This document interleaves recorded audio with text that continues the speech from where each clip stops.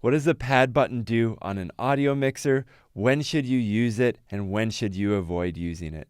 I'm Jordan from Kettner Creative, and we put this video together to help you answer those very questions. Now, before we get to it, if you are looking for pricing or specs for anything that you see in this video, the SM7B, the MG10XU, or the Beyerdynamic DT990s, we do have links down in the description below with current up-to-date pricing at a variety of online retailers to help you get the best price possible if you are looking for gear like this. So, commonly, you will find a push button that says pad at the top of each channel strip. More often than not, it's just near the microphone inputs or the XLR inputs.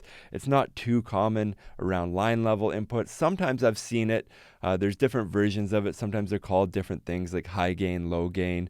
Commonly, they are between 20 decibels and 26 decibels of reduction. So what you can see here is on the Yamaha, it says pad. There's a button and it tells me here that it'll reduce the input gain by 26 decibels. And that's what the pad really does. It will reduce the input gain by a fixed amount, usually 20, in this example, 26 decibels, and that really helps you get a better signal. So when would you use an input pad? When is that a tool that you might want to actually click on when you're setting up your gain or setting up your audio mixer?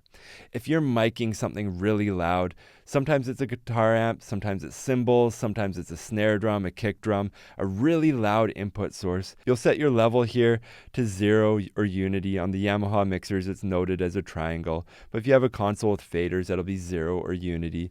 You'll set that, and then you'll notice that your peak light is already blinking before you even added any gain whatsoever. If you're peaking before you add gain, that's a red flag right there that you need to turn the pad on. That will reduce the input gain by a fixed amount, say 20 or 26 decibels, and allow you to add gain to make that difference up again, set the volume that you need without clipping the channel.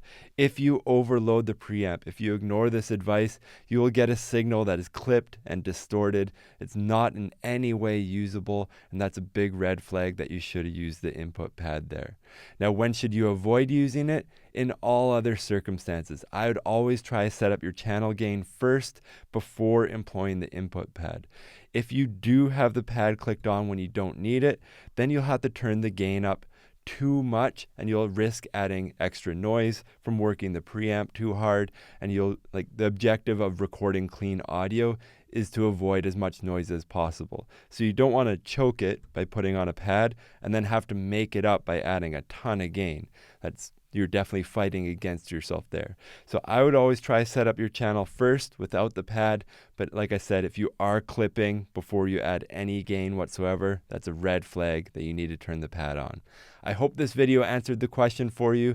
I hope you now know when you need to add a pad on your audio mixer. Again, if you are looking for pricing or specs for anything that you see in this video, we have links down in the description below.